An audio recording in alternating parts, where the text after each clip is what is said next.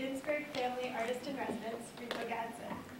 Mr. Gatson was born in Georgia, grew up in California, and received his undergraduate degree from Beloit College in St. Paul, Minnesota.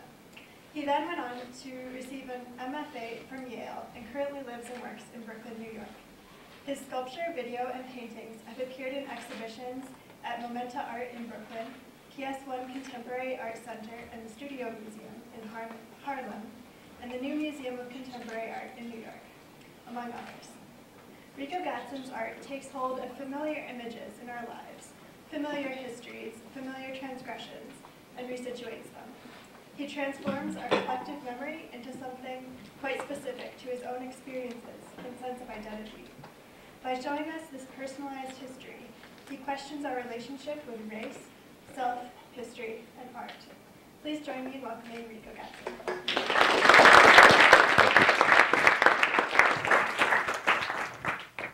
That was the best introduction that I've ever had. Thank you. Hi. Thanks for coming.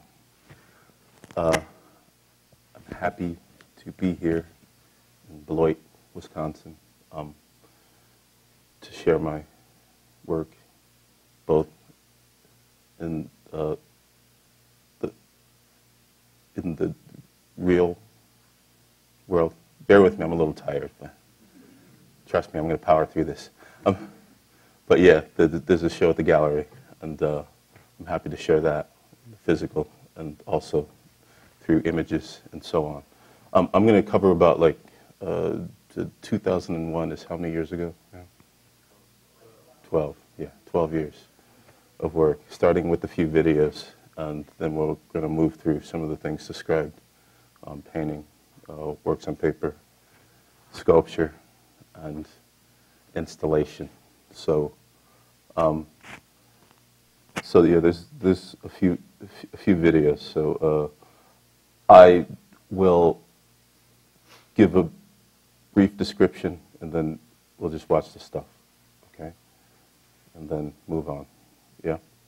Video takes time. Most of the pieces are like excerpts from longer pieces. As described, my work is very much rooted in, like, for lack of a better way to put this, identity politics, history, spirituality. Some of you heard this earlier in the gallery talk, and hopefully I can, present for you a more comprehensive look at the work. But that's like the basic sort of framework. And I'll go through and talk and give titles and try to describe things and offer up sort of influence and so on and so forth. Okay? All right? So in 2001, after spending several years performing for the camera in the 90s, where I would essentially perform in various costume, but in particular blackface, clown, inspired by Bruce Nauman, artists like that, and then eventually like donned a cloak or hood reminiscent of the Ku Klux Klan. I decided to like transition from that work and actually started appropriating footage from film. I got my first computer in '01 and began to play in Final Cut Pro. Most of you have had experience or some of you have had experience with that program, and so started to like literally play. I think that like the best way for artists to sort of work with like technology is to like start by playing, and sort of found my way into this very simple sort of filter. It's the mirroring filter, and on the occasion I was actually producing a piece for a show that was at the Studio Museum in Harlem, a historic, well, I'll call it historic show, but the show titled Freestyle, and that was in 2001. So I in playing with the program, was working with or thinking about specific footage, and in particular a a scene from the original King Kong film, the 1933 version of King Kong that was later colorized, and so took a scene, I call it the native scene, and chopped it up, quartered it, and produced this short titled Jungle Jungle. Each of the films that I'm going to show initially were again, a part of a show of videos at my gallery, Ronald Feldman Fine Art, in 2001. So these are excerpts. That's an introduction. Yes. Thanks. Hopefully, as we get into this, I'll settle down and it'll get better. So, this is Jungle Jungle. This is bothering me. Sorry, guys. So this piece is Jungle Jungle, 2001. It's about 2.5 minutes, so I'm going to play it in its entirety. And the subsequent pieces will be like excerpts from videos about the same duration. All right?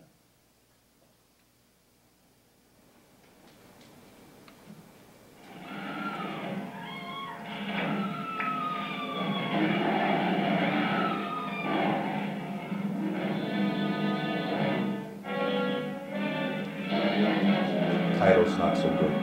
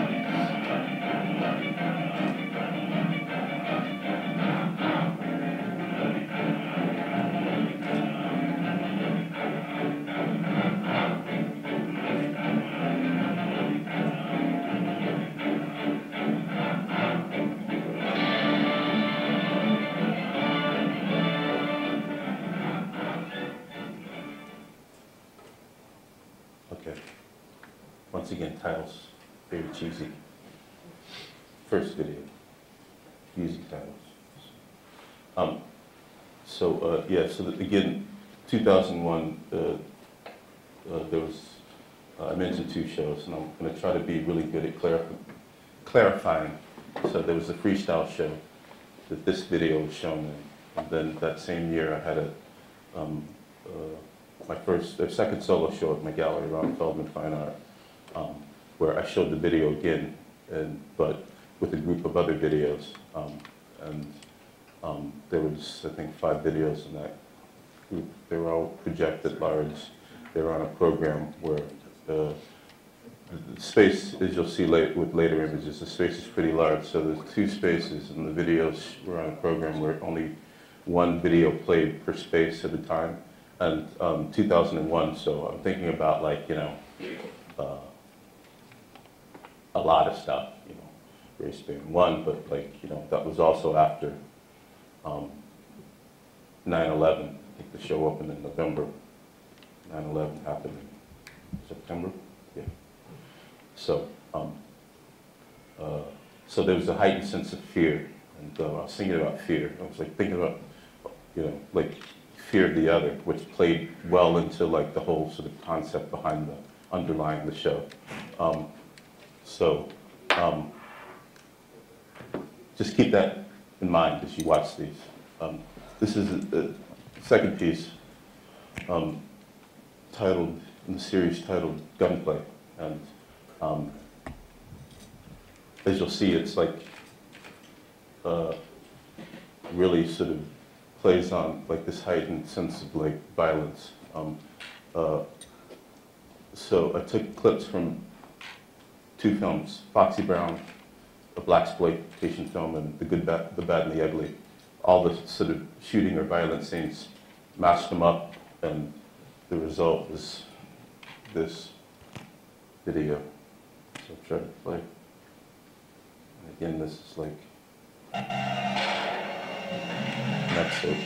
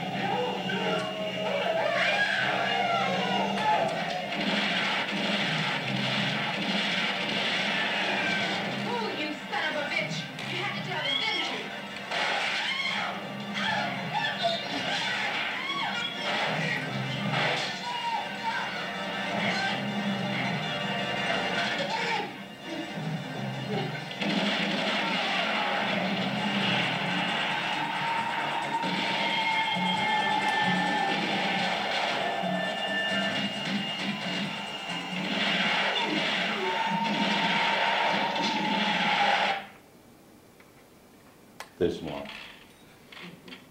That's just an excerpt. So another thing that I should point out is, like, in that show, like, you know, again, I come from like a sculptural background, and by putting the videos on a program, I wanted to sort of like physically, because, you know, television, video, film, it's a passive sort of experience. So I wanted to activate it by making the viewer move. So one piece would come on, when another one went off, and the viewer would have to turn and move through the space. So that was important to me for some reason, as well as violence. So again, like, you know, the heightened sense of the moment, and so on. Another piece was a film that I made where I took and re-edited the scene from Alien. I think it was the second Alien. And we've seen that. I think it might have been the Ridley Scott version. Don't quote me. Where the protagonist, that might be the correct term, is trying to like escape the main ship, and she sets off this series of, well, the thing's going to explode. And she's trying to get her cat. And she's trying to escape the alien. And so what I did is I edited out the actual alien, and again thinking about this notion of like the other, and sort of the result is this excerpt. The actual piece is about like 5 minutes in duration. This might be like a 2-minute excerpt piece. But one of the things that I want you to just think about, like as we get on to later work, is like some of the sort of patterns that like that occur in the piece as a result of this mirroring effect. And again, this is a very simple effect that anybody could use. I like to say, like sometimes humorously, that like you know, the work looks really dated, and it's not lost on me that you guys might look at this stuff, especially you kids and the students in it. It doesn't look all that sophisticated. It's not lost on me, but it was very exciting at the time. Oh. Get used to this.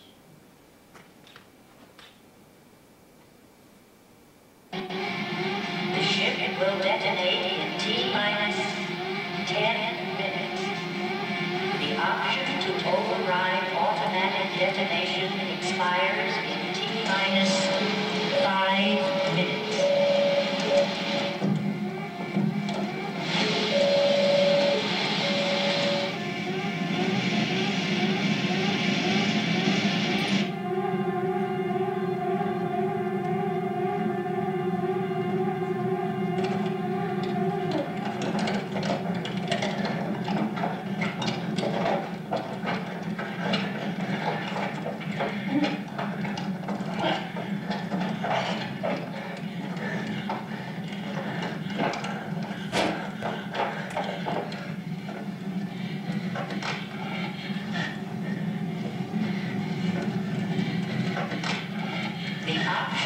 Override automatic detonation expires in T-minus 3 minutes. The option to override automatic detonation expires in T-minus 1 minute.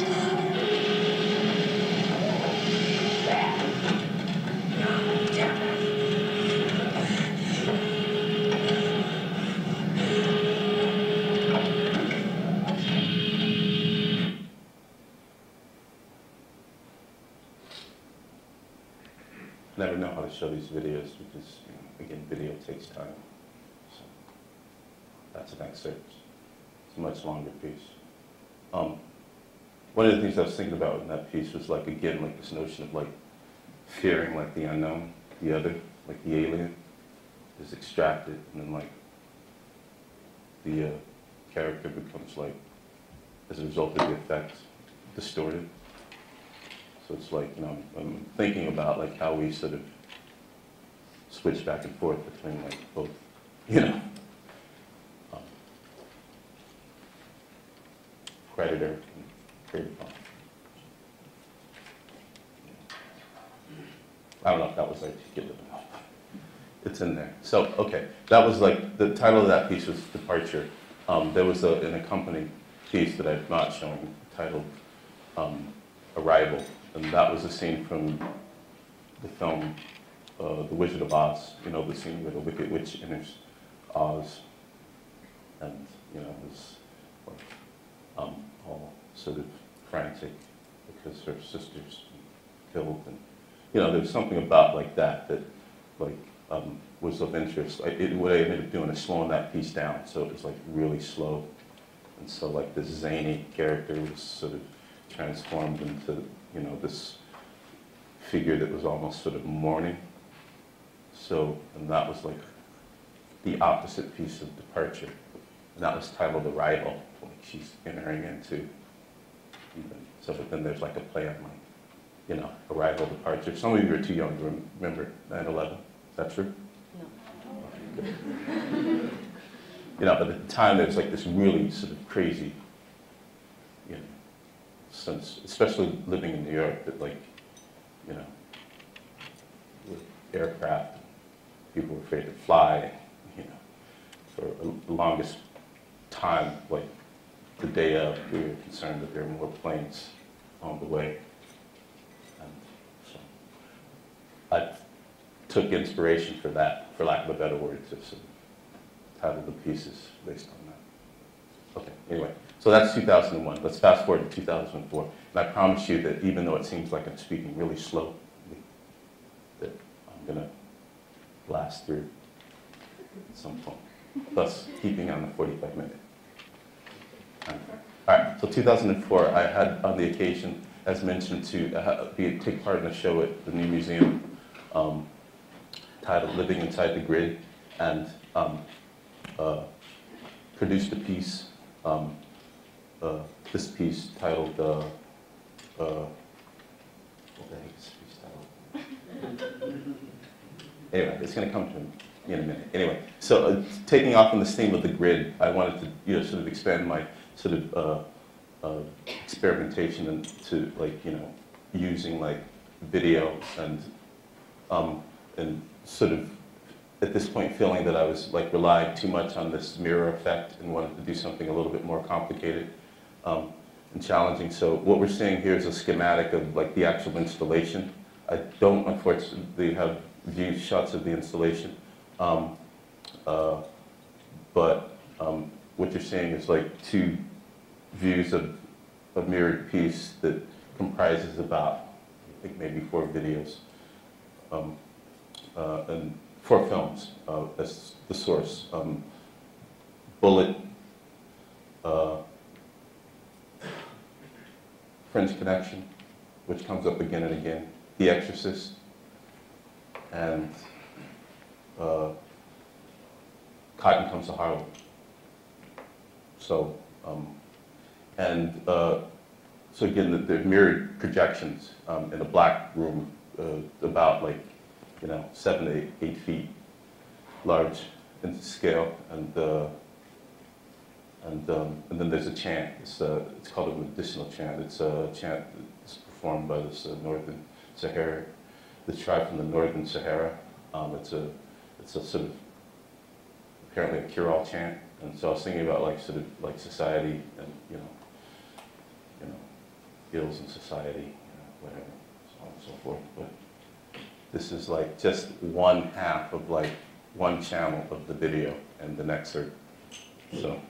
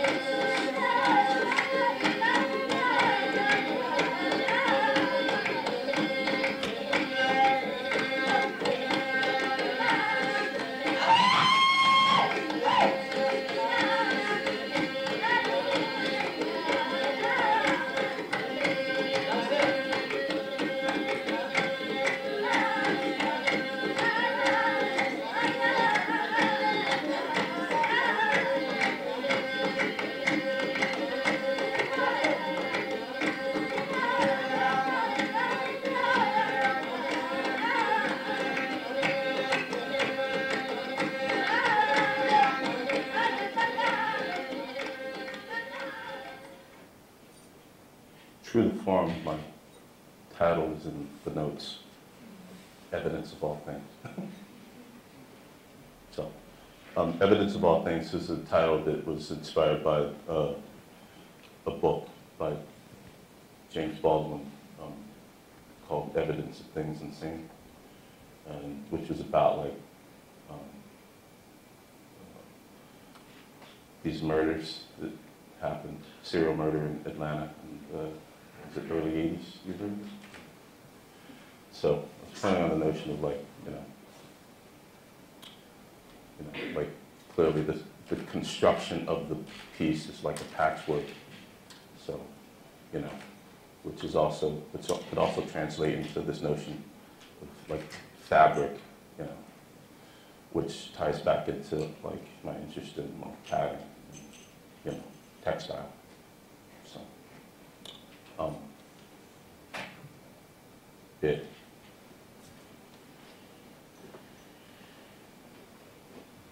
So that was 2004 or 2003. So the next year I had another show, my 3rd show at Ronald Feldman Fine Art. And it was a 2-part show. In the front space I had a video installation titled History Lessons. In the back space I had my first attempts at painting. And so they're painting, sculpture, and drawing in the backspace. And that show is titled Clandestine with the, yeah, spell. I could spell it. So this is a single channel piece. It was presented on 4 walls and then 4 monitors. And I'm just going to play the excerpt of the video, History Lessons. It sort of is a longer format piece at this point. It's about 10 minutes total running time.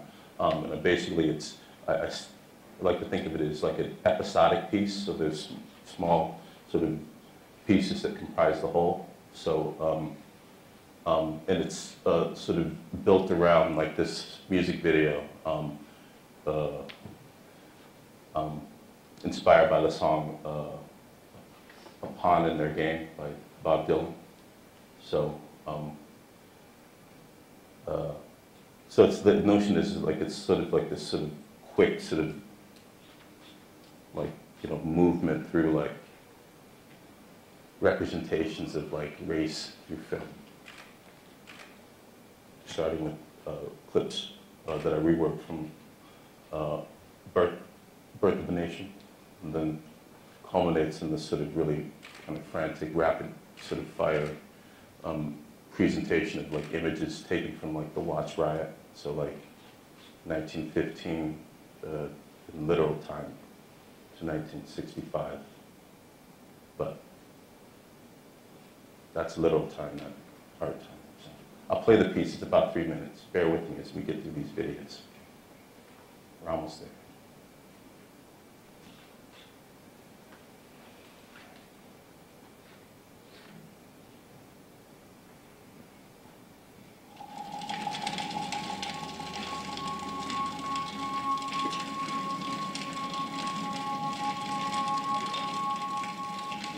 Titles are slightly better right now.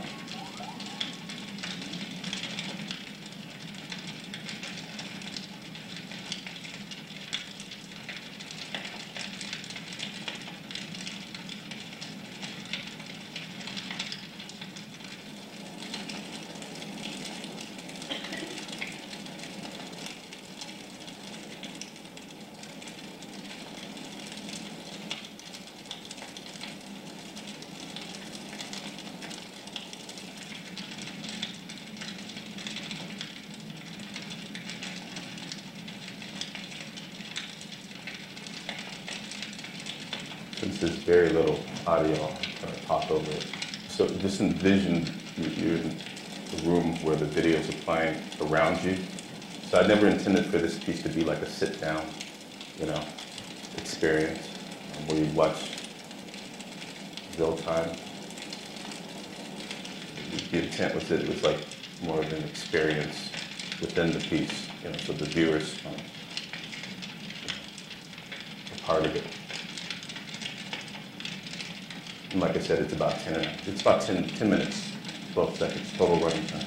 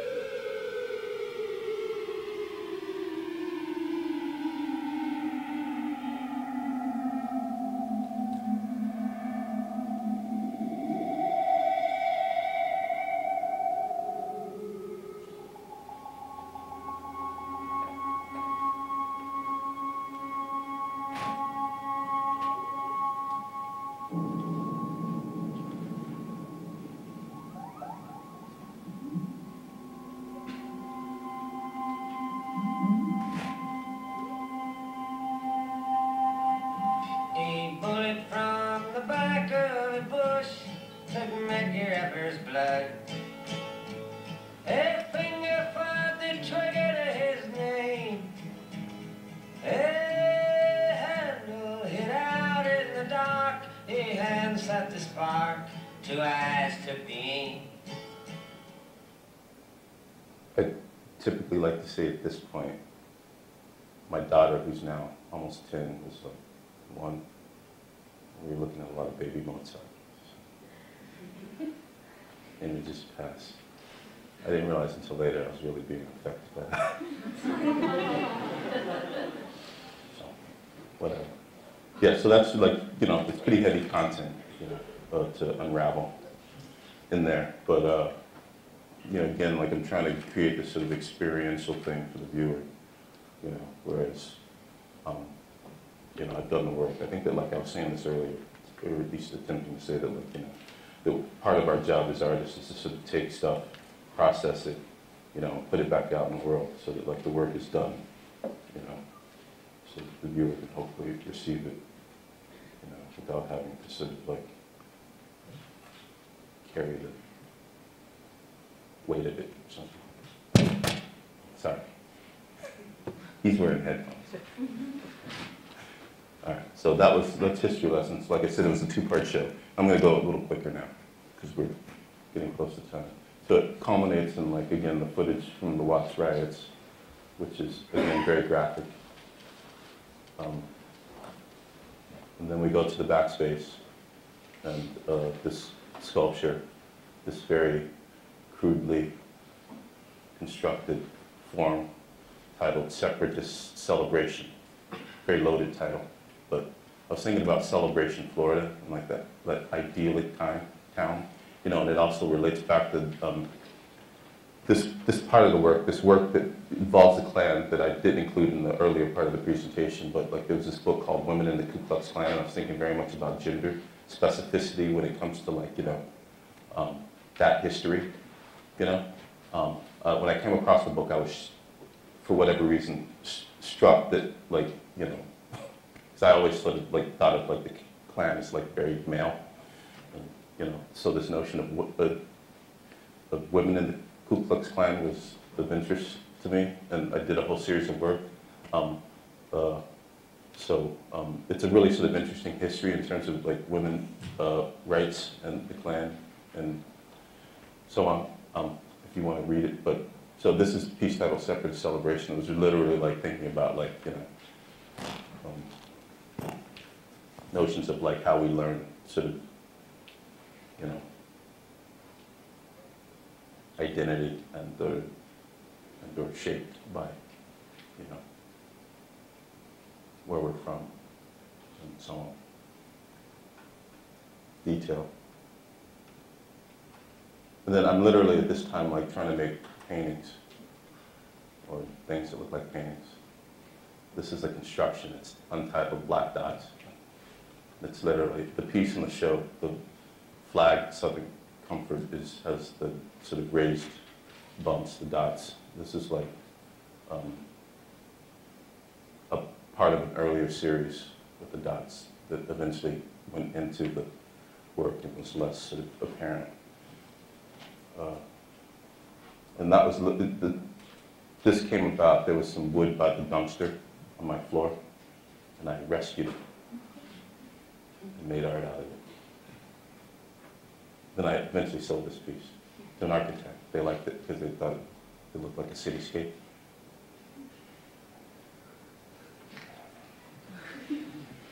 So, and then I did a series of these paintings that were monochromatic with the raised bumps. And, like, again, I talked about this sort of, like, you know, the texture, this is sort of like code or braille, you know? So the notion being that you could feel there are things embedded within the piece, within the pieces. In this case, it's not like that. It's pretty obvious. It's a flag, you know, flipped without the stars. And then I was also thinking a lot about sort of forms, what they represent, like, you know, as it relates back to, say, like something like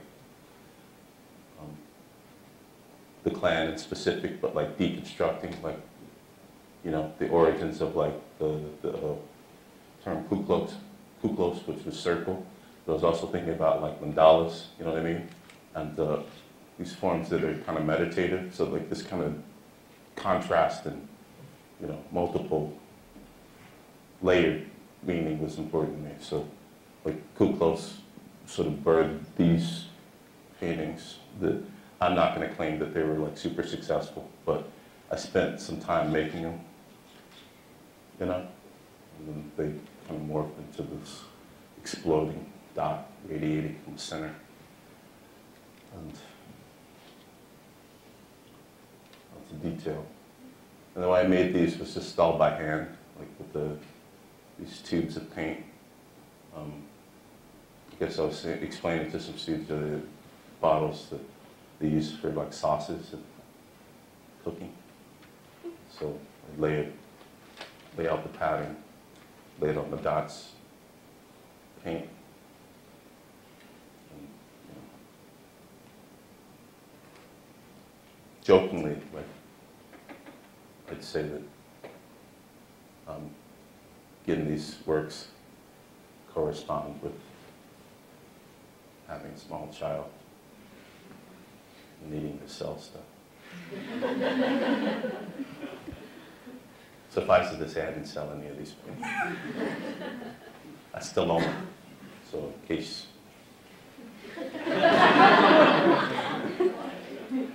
Joking. So then, like, so that's 2004, and then same year, I was invited to take part of the show at a space that is no longer with us. The Whitney Museum had a satellite space, Altria, which is part of Philip Morris, and a show titled Fight or Flight. And in the spirit of appropriation, I just watched the film like Fog of War. This is 2004, right before the election. And so I took bits of that film and other films to make another long format sort of episodic piece entitled Malicious Indifference that approximates like the, you know, like a suburban basement, even though that's the wrong kind of beadboard that you would find in a basement. That's more like a kitchen. But 4 monitors,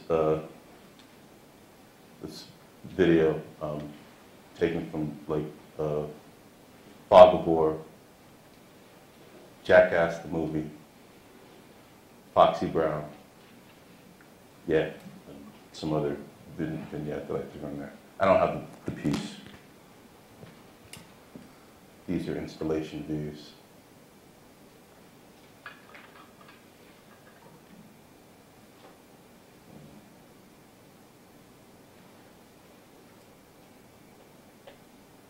I don't have the video.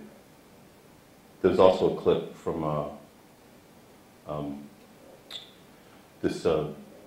Mike Douglas was a television personality in the early 70s, and he did a series of programs. Well, this one particular week that he had John Lennon and Yoko Ono on the program, and they invited, like, you know, amongst other luminaries of the time, the Black Panthers to be on the show. In this case, Bobby Seale, which is I think he was the Minister of Communication, or something. And so I threw that in there as well. So it sucks to describe the video, and you can't see it anywhere unless you come to my studio. That sounds scary. If you happen to be in New York and you want to see the video, so anyway, at some point I'm going to get organized enough and get stuff out somehow. So anyway, so okay, 2004, fast forward to 2006, after reading or receiving a book titled African Fractals, I, you know, threw caution to the wind and decided, okay, I'm going to take on this painting thing, whatever it is, because that a baby needs a new pair of shoes. So I was really struggling. I come from the background of sculpture, and so like this whole notion of like trying to transition into these other forms is really difficult, because it's pretty strict background and object making. But I thought, so the way to deal with like, and this is maybe a little anecdote, the way to deal with like, my struggles with like, allowing myself just to move that way would be to sort of paint everything the same palette, So when the paint just sort of became like, camouflage, But underlying the entire thing, like fractals, African fractals, is a book by a scholar, I think he's at Rutgers, titled the same name, and so that is a jumping off point to produce a show, and eventually became the title for the show. Produce this work.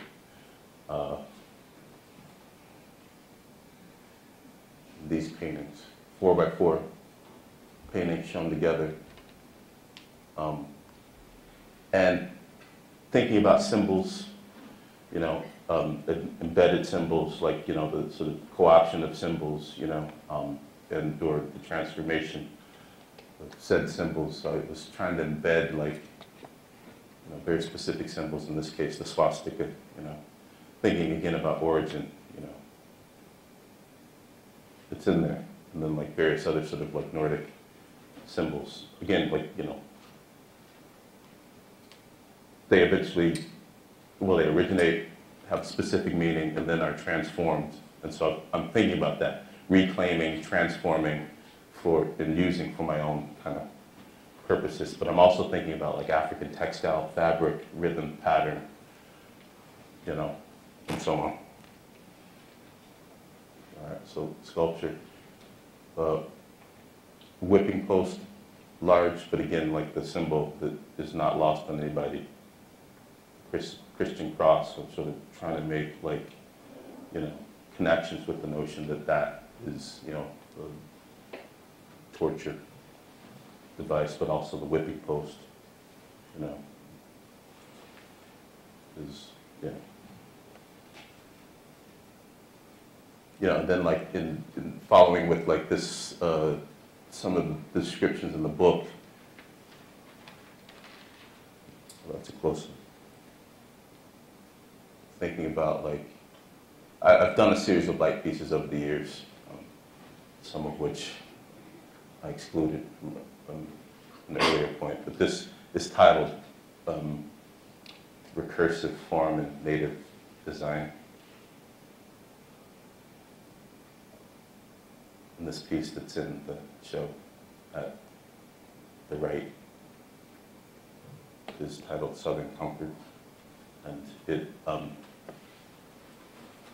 it was the first piece in that series, so you're lucky to have it here. So, but it, underneath is the construct of the layout of the Confederate flag, thus the title. I don't have any positions on any of that stuff. This piece is a video piece. It's about a 1-minute loop that I took from a documentary about Ali, titled Ali Boumbaye, and it's a clip on the occasion in the film where he returns to fight George Foreman in Zaire, Africa.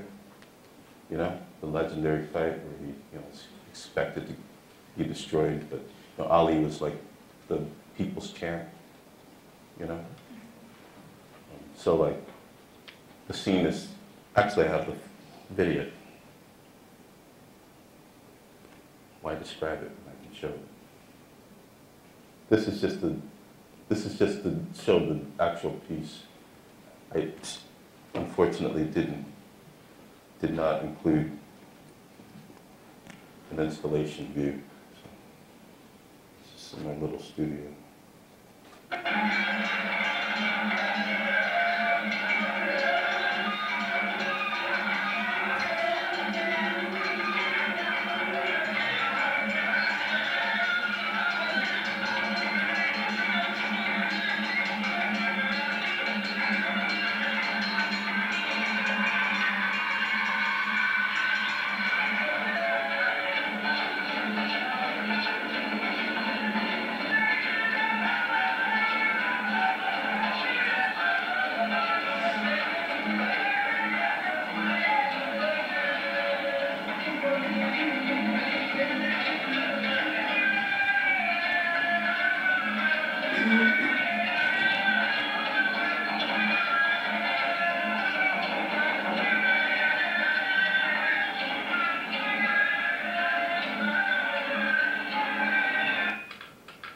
that's just a quick sample, that piece. So just to move quicker, in the backspace was more of the same, including these silhouette pieces. So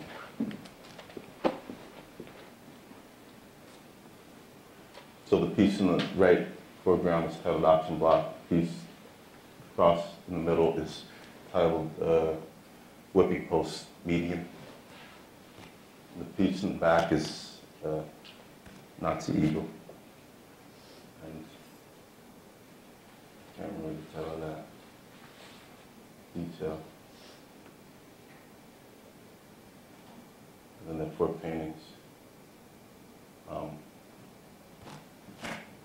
This is titled Nape of the Neck, Small of the Back. That's the source image. Iraqi landscape, Iraq landscape.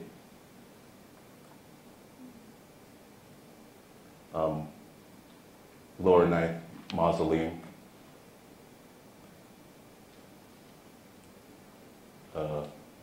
Kathleen Cleaver.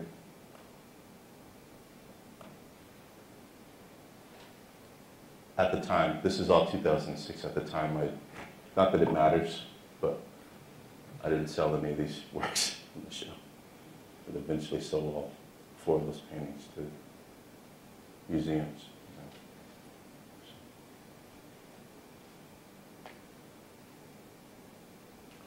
This piece is in the show at the right. It's called System Failure. It was 2007. It's just a 4-minute video. I'll just play it.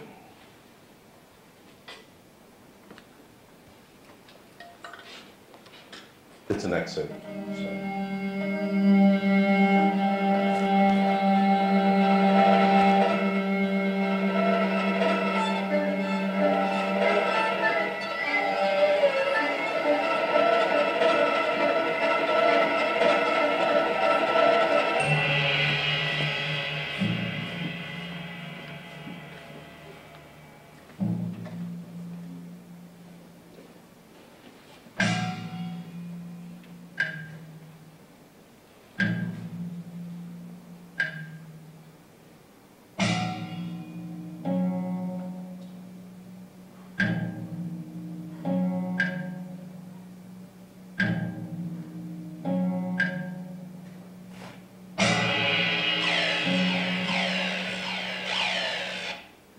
Before I lose you all.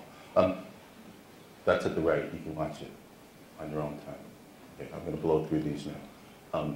2007, started making these works on paper. I've done about,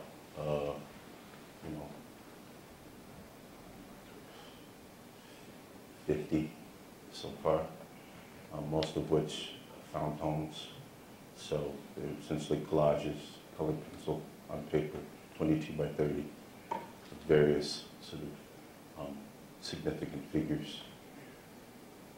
Nina Simone, Cassius Clay, Angela Davis, Jean-Michel Basquiat,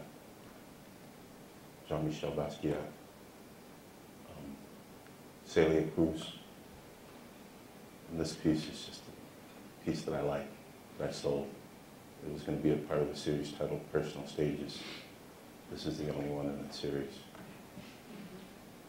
Has lights. Inspiration I won't get into. And this is a piece that originated in a show down in New Orleans, Prospect One, shown in 2009 in New York, reshown, I should say, in my show, 4th show, 5th show, Dark Matter. Front space, the video, spirit, myth, ritual, liberation. I have a clip. I'm not going to go into it. It was inspired by a scene from a film, Give Me Shelter, the scene where this kid, Meredith Hunter, who's murdered by the Hells Angels at this Rolling Stones concert in Altamont Speedway, California. I isolate this moment and try to use it as inspiration to make a piece. Juxtapose that with the clip from a Godard film called Sympathy for the Devil, because apparently the myth is that he was murdered during the performance of that song, which is not true. It was actually brown sugar. Yeah. That's the clip. Move on. Backspace. We see these forms, one of which is in the right, magic sticks. I talked about that a little bit earlier today, these forms that I said I magically determined or decided that they needed to be, you know, something other than like sort of basic forms in the world, or a simple piece of wood, you know, form themselves in these sort of absurd, simple shapes that resemble snakes. Okay, so there's a lot tied into that for me, built into that for me. Again, like the sort of, but more importantly, I'm sort of like riffing on like modernism, like pedestal, like these forms, Brancusi, these forms of space, like sort of like modernism's connection, modernist sculpture, its connection to, you know, in the general sense, its connection to like the primitive and so on.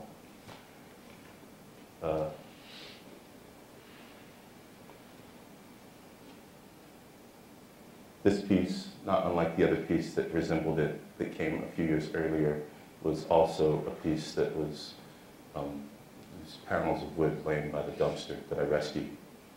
I made a piece titled Light Panel Number 1. Again, a series. This is the only one in that series. I sold this piece too. Light panel. This comes on the occasion of, you know, the election of our first black president and current President Barack Obama. He's in there floating in like a cluster of glitter. All right. And these are these panels that I started sort of again like kind of spontaneously and very intuitive, these line paintings. There's the newer version in the right titled Nat Turner, the earlier versions. Earlier version, there were 3. And then this piece, which was also like a rescue sheet of ply, titled Nigeria Power. That's the shape of Nigeria in the center. Seems like the pieces where I rescue, I sell. Sold this piece too. To a former professor, actually. Yeah. There's just this. This piece is an Untitled X sculpture. 4x4, the 4x4. Most of the things I do are like in the 4-foot range. 4x4, resting on fluorescent lights. This is a piece from the series Mystery Object number 2. There's one in the show, the orange at the right. There's about 5 in the series. Yeah. This was the first magic stick. They changed a lot. This was I don't know why I included this title, but it's, sorry, a window shot of my show, a retrospective survey at Exeter that occurred last year. Oh, this is why I included it, because this show is why I'm here. Stuart Ginsberg, who's on the board, was on the board of Exeter, invited me to come way back then, fall, September of 2011. Just some installation shots, some of the work in the show, including the piece on the right, Mystery Object number 3.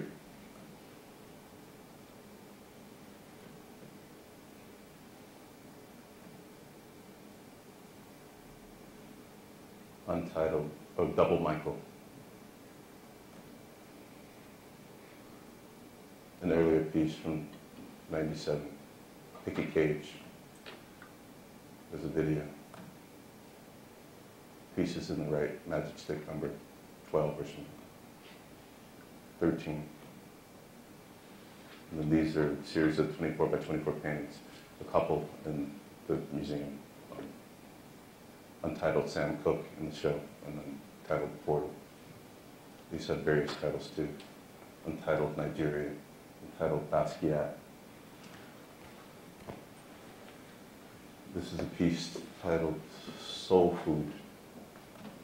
It's part of a new series of paintings that utilize this palette. Geographic number 5. And this piece is the first black president. The words are sort of embedded underneath the radiating lines. This piece is Untitled Marquette. Now, I left a lot out, so, but in the spirit of like getting through this, I'll end on this piece. It's Untitled Marquette. That's an image of Marquette Frye and his brother. Their arrest sparked the Watts riots, which is a theme in the work, not represented here. The show at Feldman that opens in April will have work related to the topic, but you know, that's it.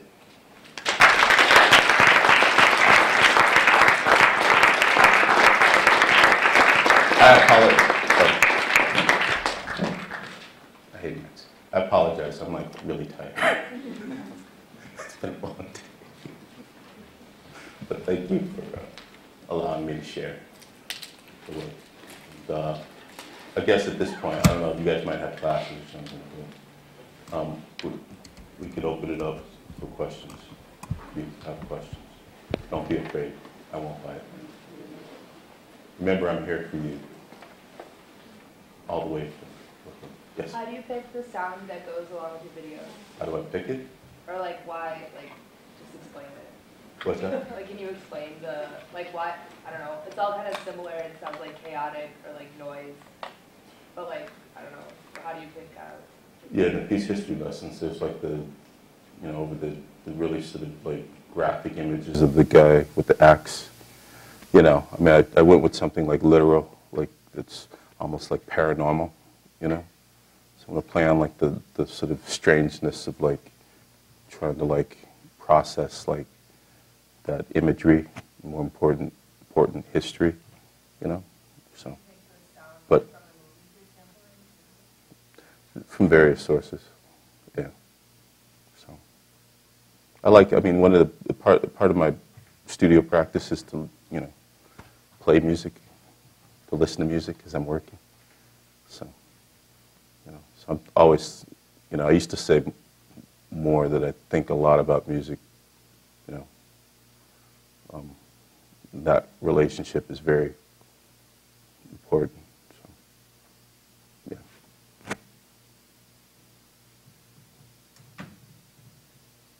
Don't be afraid.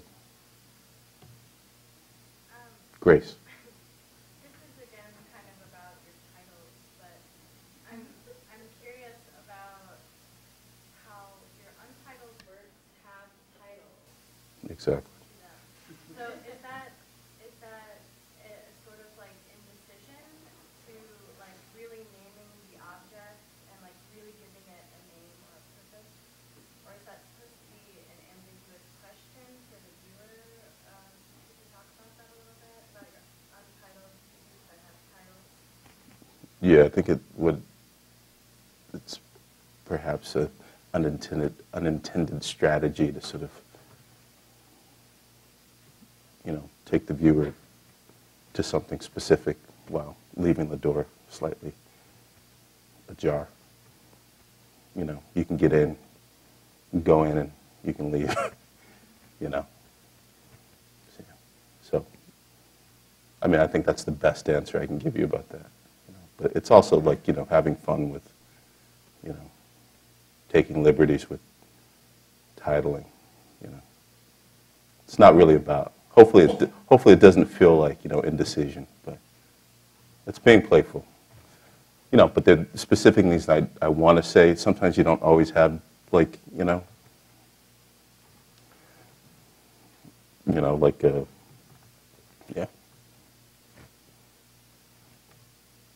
Yes. You talk a lot about the sort of personal history and the significance, historical or whatever, about these very ambiguous images and objects.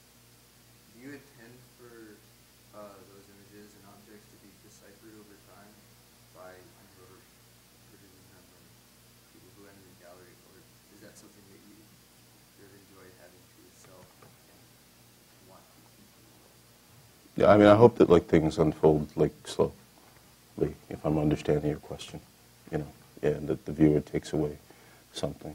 Like, I like to say that the work is like really pared down, you know, and that, again, you know, it's not like, I don't want to like sort of force anything, you know, force the experience for the viewer. So in some cases, you know, there are things that seem like really like literal, you know, and maybe, you know, hopefully over time, you know, something else. Because I think there's always things embedded, things that are slower, that happen like over time, you know, in the work.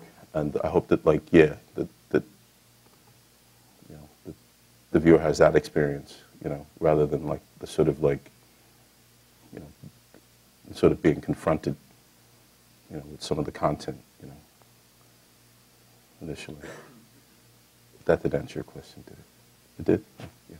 So yeah, slow is important. You know, like I was talking to Mark today. He was saying about the piece in the gallery. I like that, like just realizing that there's like this component that like it isn't like sort of apparent initially, but you know, is there. Like he was describing a piece that he made where it's like really subtle, you know. And I think there's beauty in that, you know, subtlety, you know. So yeah, I mean, trying to like, you know, like refine is like part of the process. You know? Like I'm not saying that I'm there. I'm not saying that anybody's ever there, you know, as artists. I think that like over like a long period of time, you know, as you make, you know, hopefully get closer to what you intend, you know, and or the effect that you have, you know, on the viewer. But it takes work, so you know, I'm not here to profess that I'm there. I'm working on it. Now I'm committed to that, so, you know. So that's what I offer up to you, young makers. Stay the course. Don't get discouraged. It takes a long time. Louis Bourgeois was what, 97? Yeah. Yeah. One of my favorite artists of all time. And I have lots of favorite artists. Oh, okay. Yeah, you caught me right before I started rambling.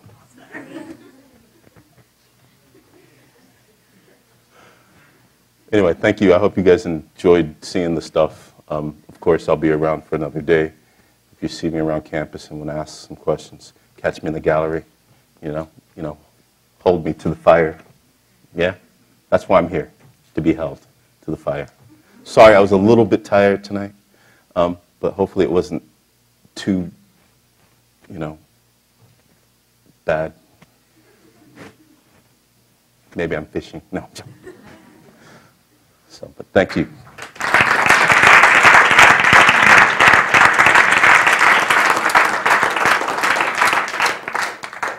My apologies to the mic, the video guy. Thank you all for coming, and if you haven't already, make sure that you get a chance to go